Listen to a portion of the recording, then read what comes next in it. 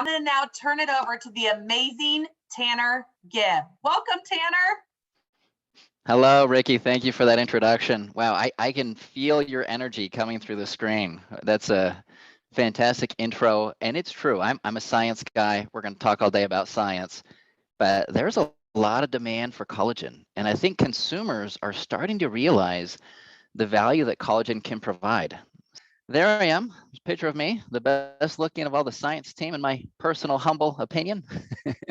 I've been with this great company for 12 years now, and I love what I do. You know, I get to train on our science, on our innovation, and if there's one word to describe what we're all about, it really is innovation. So there's nothing short of innovation when we talk about the science of collagen today. So let's dive right in. First of all, collagen, I want to draw your attention to that rope over there, right? This rope has 3 strands that wrap around each other.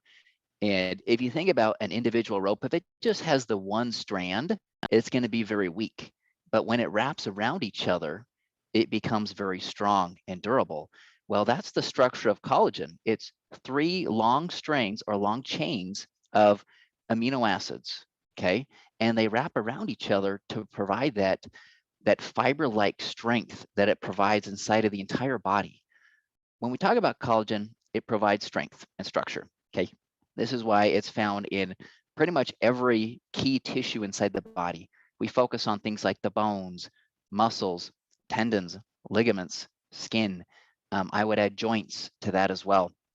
Collagen is the most abundant protein in the entire body, and it's found in these different tissues to really hold things up, to give it structure, to give it strength, to provide all of those benefits that we see with collagen. Now, it has a specific and unique characteristic amino acid sequence, and that begins with glycine, which is actually the smallest of all the amino acids. Every 3rd amino acid is glycine, and that's usually followed by proline and hydroxyproline, but it's mixed in with a series and number of different kinds of essential and non-essential amino acids. But it's this unique sequence that provides that great structure and makes it unique from any other type of protein that you can see in the industry. That being said, it is the major structural component of the skin.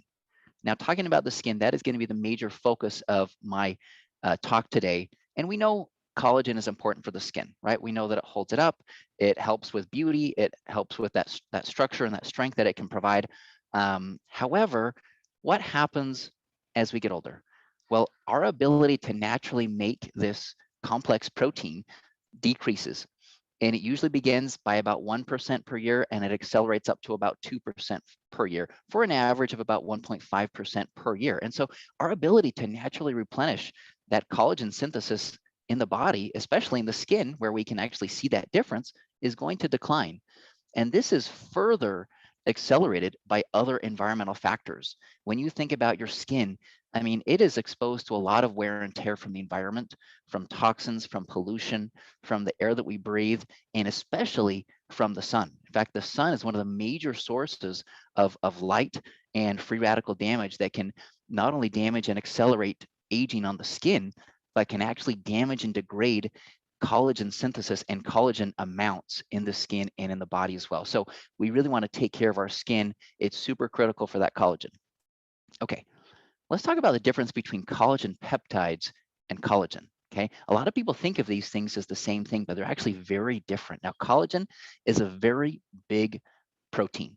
Okay, it has a molecular weight of about 300 kilodaltons. Collagen peptides, they go through a special process where they use enzymes and they hydrolyze the collagen to make smaller pieces that we call peptides. Now, these have a low molecular weight of about 1 to 8 kilodaltons.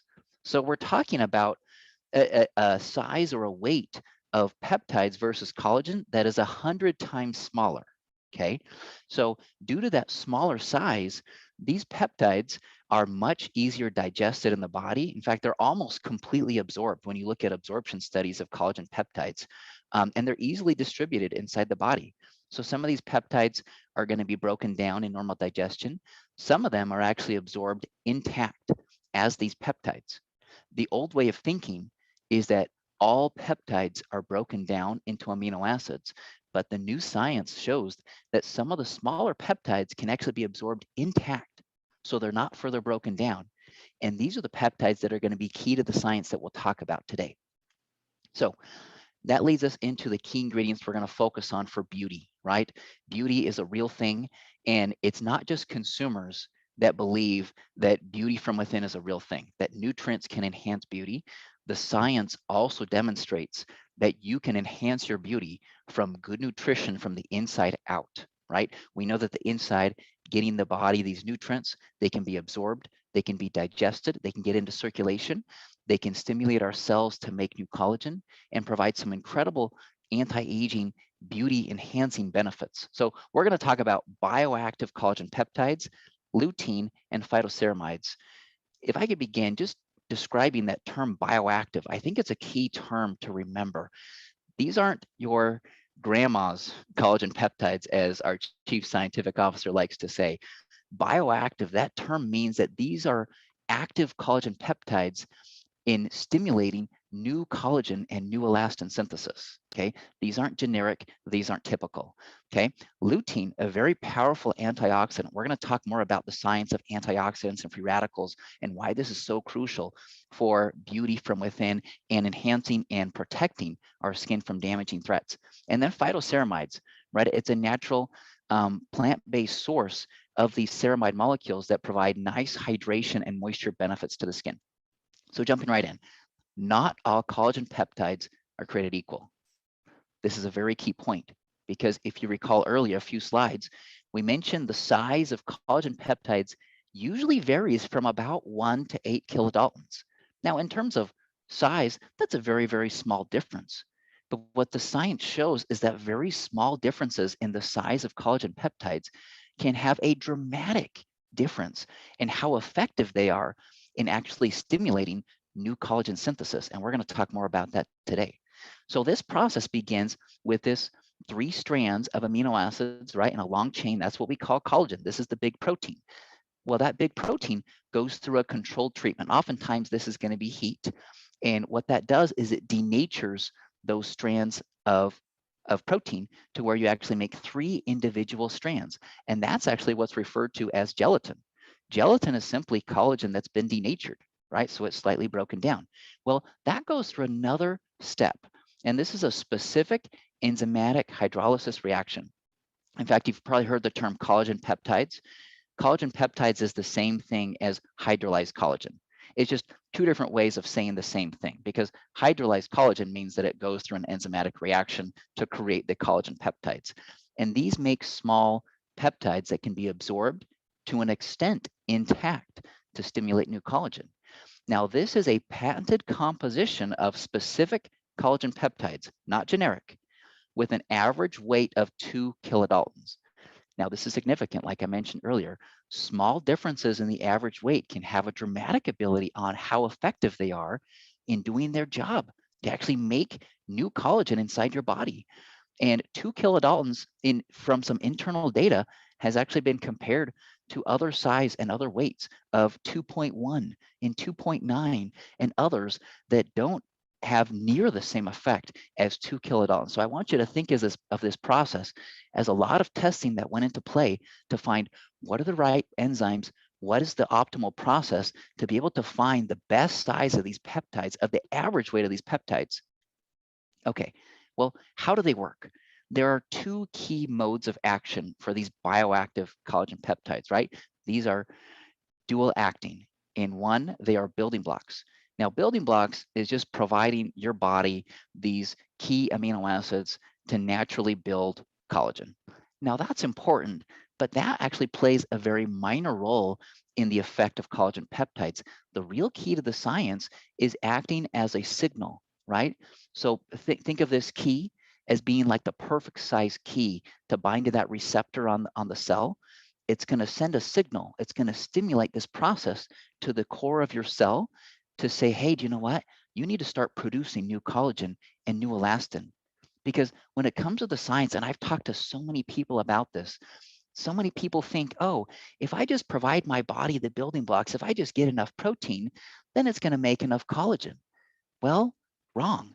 That's a very small part of it. What you want is to actually absorb these small peptides intact. that can act as a signaling molecule to actually make your body make new production of collagen. Instead of just building it back together, it's the blueprint for actually stimulating new synthesis. So that's a very, very key point I want you to remember. So this is a unique peptide fingerprint. Think of your own fingerprint, right? Every fingerprint is a little bit different. This is the fingerprint that is optimal in being absorbed sufficiently intact to stimulate new collagen. The other point I want to make here is that this bioactivity, hence part of the term bioactive collagen peptides, is independent of collagen types 1, 2, or 3. Now, this specific type is type 1, and it's the most abundant type in the skin and in the body for that matter. However, just think about it, right? Collagen type 1, type 2, and type 3 are different types in the body. We have type 4, type 5, type 6, type 7, type 8, right? We have 28 different types of collagen, although these make up the most abundant types in the body. However, the activity, because you're not absorbing the full collagen protein intact, what you want to give your body is these signaling molecules to actually stimulate the new synthesis of collagen. So it doesn't matter what type is used, and it doesn't matter how many types you use, right? It doesn't matter if there's 5 types or 10 types. You can use one type to stimulate different types of collagen in the body because it's all about acting as a signal or stimulating that process, if that makes sense. Okay, so these bioactive collagen peptides have been optimized for beauty. By optimized, if you recall, a lot of testing went into play with different size of peptides and found these are the ones that are optimized for beauty. Now, when we talk about beauty, we have skin cells, right? And we have specific types that are called fibroblasts that are very specific for making the collagen. And so a lot of testing to find the right size was done to be able to optimize these results. And you can see in this in vitro, I think I love this picture because you can see that these bioactive collagen peptides have almost a doubling of the effect compared to common collagen peptides. And so I often like to tell people, look, if you want the best, then take the bioactive collagen peptides. If you want generic results, then take a common collagen peptide, right? But I don't think us and those around us want to be generic or want to be typical. Compare that to gelatin. If you recall, gelatin has the same backbone as collagen. It's just been denatured. So it has the same components, the same amino acids. However, it doesn't stimulate the new production of collagen. So just think about that. This is where it gets to the science where, look, it's not just about the building blocks. You can't just get all of your gelatin, from Jello or from bone broth or from other sources, because even though it's providing those same building blocks, it's about those small peptides that go through that specialized process that can be absorbed intact sufficiently to be able to stimulate new collagen and new elastin. Let that sink in. You also compare that to proline, glycine, and even the small peptide of glycine proline. You can see that those also are insufficient. So even those simple building blocks of just isolating those components, they don't stimulate collagen synthesis in vitro. And so based on this preliminary research, more research and studies were actually done because this was a unique, incredible discovery. And so what do those clinicals actually say? This is the first clinical study we'll talk about. There was a 15% increase in skin elasticity. This was a clinical study with 69 individuals between the ages of 35 to 55 years of age, and they measured skin elasticity using typical measurements that measure how elastic your skin is. And when you think about skin elasticity, if you pinch your skin and it flaps right back, or that snapback quality, that's what elasticity has to do with, right? Usually as we age, we lose that snapback quality. And you can see here with these collagen peptides, these specific collagen peptides, they were able to increase skin elasticity by an average of 15% compared to the placebo. Now, in this same study, there was actually up to an increase of 30%. So results are going to vary. And usually, and in this study, what they showed is that the demographic with the older age seemed to see some more pronounced benefits in terms of skin elasticity, right? Probably because they had been, but with aging, it's going to destroy some of that collagen and elastin. And with aging, they might have been more exposed, to the sun over the years, which is also going to damage some of that collagen and elastin, which is going to relate to overall skin elasticity. Here is another study. there was a 20% decrease in the appearance of wrinkle volume. Now, when we talk about wrinkles and lines and wrinkles on the skin, and we refer to volume, we're talking about the depth, or how deep these lines and wrinkles go. And usually that with more elastin and more collagen that we lose, the deeper those lines and wrinkles go, and the more sagginess of the skin, showing the higher amounts of those lines and wrinkles, right? That's because we lack that collagen to be able to hold it up and plump the skin.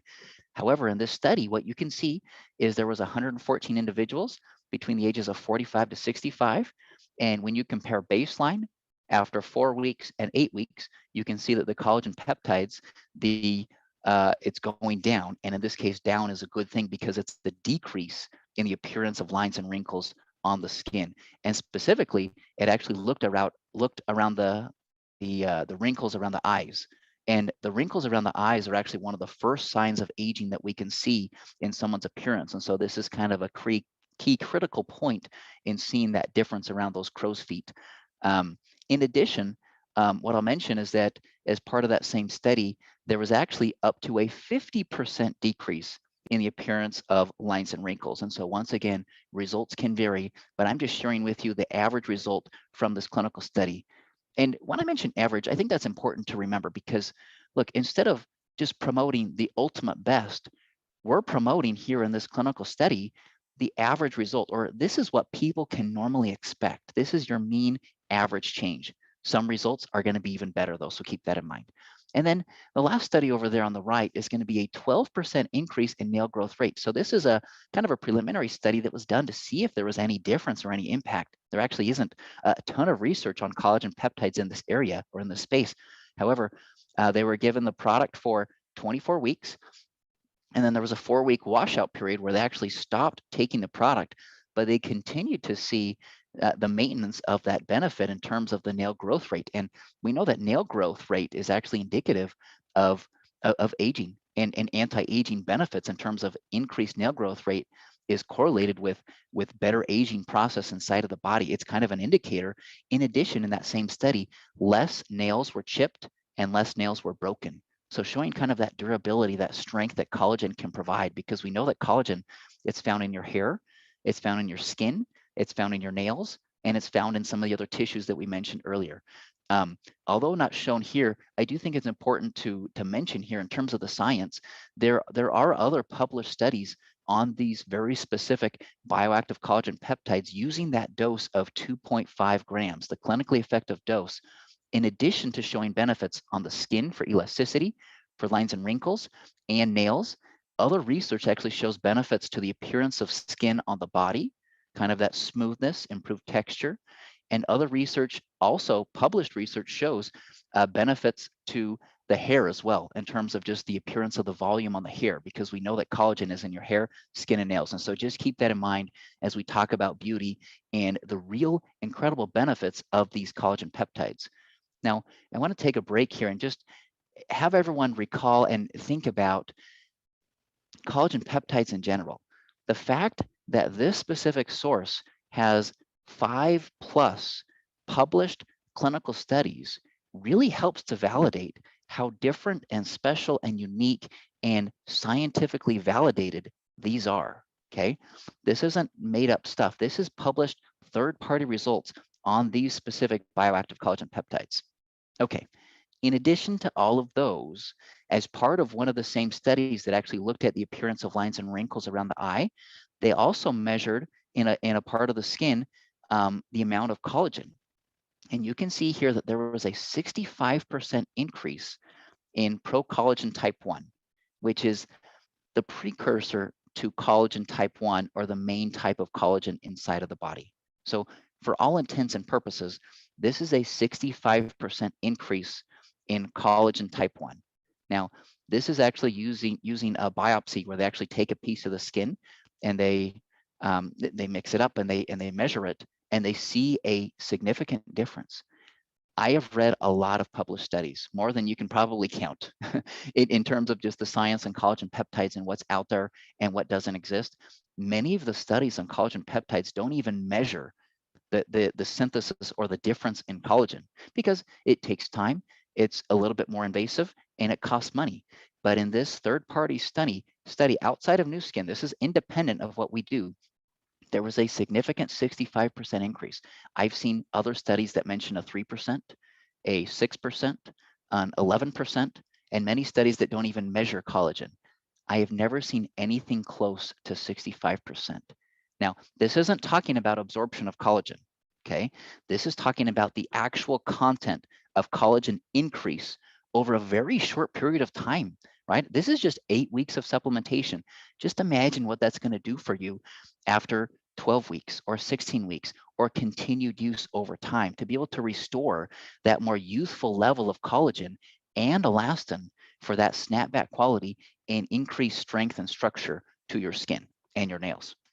Okay, so let's switch gears a little bit and talk a little bit about lutein. Now, lutein is a very powerful antioxidant. I think we need to take a step back and understand a little bit of the science of antioxidants and free radicals. Now, antioxidants are nature's solution to free radicals, right? I wish I had a picture of an apple here, and maybe you've done this at home, right? If you slice an apple, what happens to that apple? Well, it starts to oxidize because you see the free radicals that turn that apple brown very quickly. Well, what if you add some antioxidants to the apple? Well, it's going to protect it and delay that oxidation from that free radical damage. Same thing inside of our body, and especially for our skin. We're exposed to free radicals from toxins, from pollution, even from damaging effects in our environment, from the air that we breathe in our own body's metabolism actually causes and creates some free radicals inside of the body.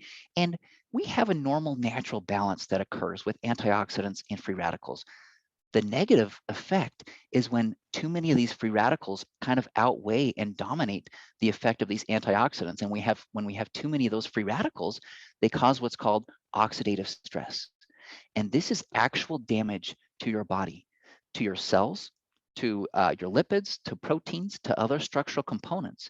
And this free radical damage can accelerate the aging process on the inside of the body and on the outside, including our skin that's exposed to all of these types of free radicals. What I love about lutein is that this is a very special antioxidant that I call a super antioxidant. Because of its chemical structure, it has a unique backbone that allows it to act kind of like a sponge. Now, you've seen a sponge before, right? It just soaks everything up. Same thing with the lutein. Instead of just neutralizing one free radical, it's like a sponge that can neutralize many different free radical hits. In fact, 20 plus. So it's really this super antioxidant that acts as a first line of defense. And what I love about lutein is that if you're going to take specific bioactive collagen peptides to boost collagen synthesis in your skin, well, you better have good protection for that collagen. And there's really many different types of antioxidants, lutein being one of the better, more important ones because of its sponge-like neutralizing effect on different types of free radicals as that first line of defense. Okay, phytoceramides, right?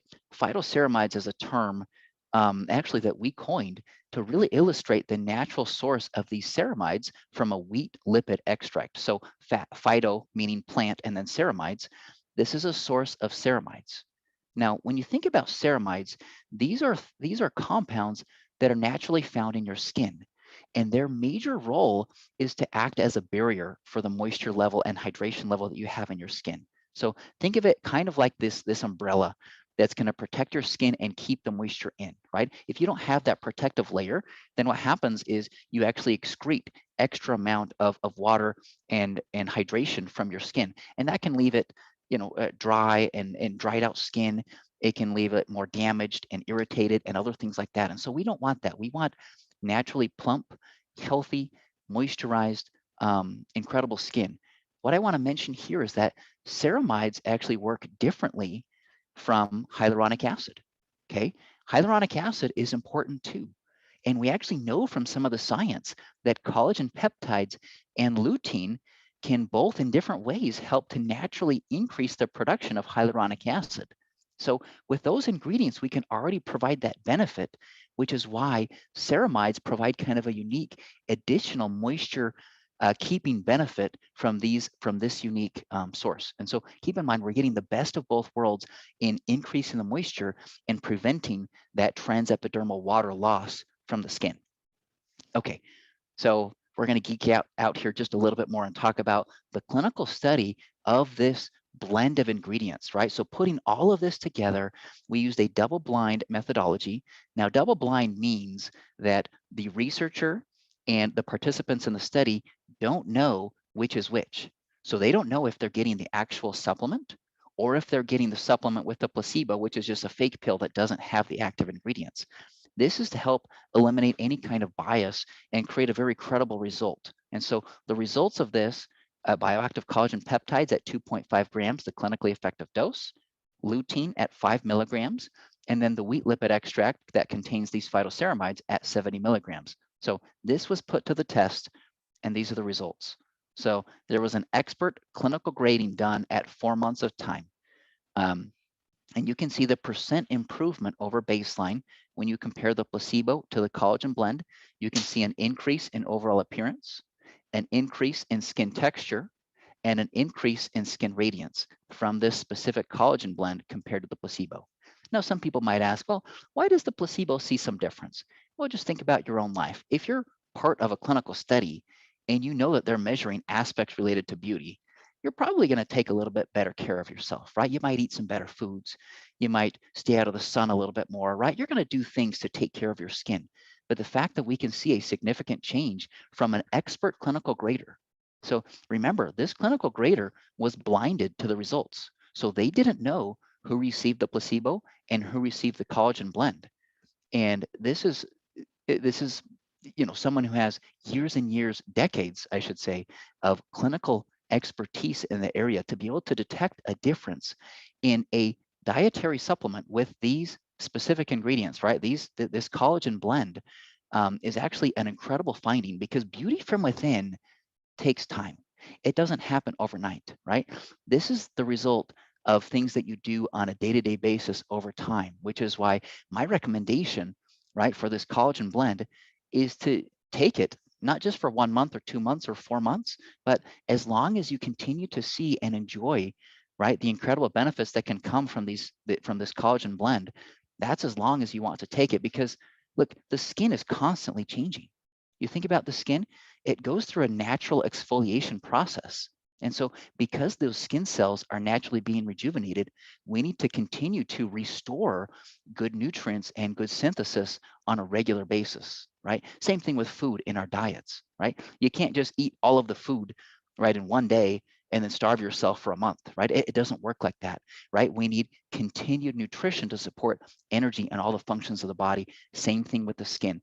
Consistency, consistency, consistency is super critical for youthful and beauty from within benefits on the skin. Okay. I think with this, I'm going to close, but we're going to talk a little bit about the benefits of collagen blend. So we talked a little bit about this blend. Well, it boosts collagen and elastin production in your skin. I might add a significant and dramatic increase in collagen and elastin in your skin. If you remember those numbers, 65% and 18% respectively. Clinically proven to help you look more youthful. That was that clinical study that has actually been published in a scientific journal, which even further adds to the credibility of that blend of ingredients. It supports skin hydration and moisture, right? Helping to lock in that moisture to keep that plump, moisturized feel to the skin.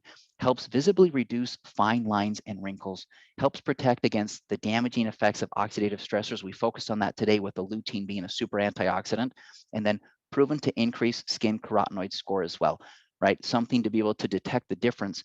Carotenoids can be measured in the skin, and that is something that can be detected and measured over time. So with that, discover the best you. And let me stop sharing my screen and turn it back over to you, Ricky.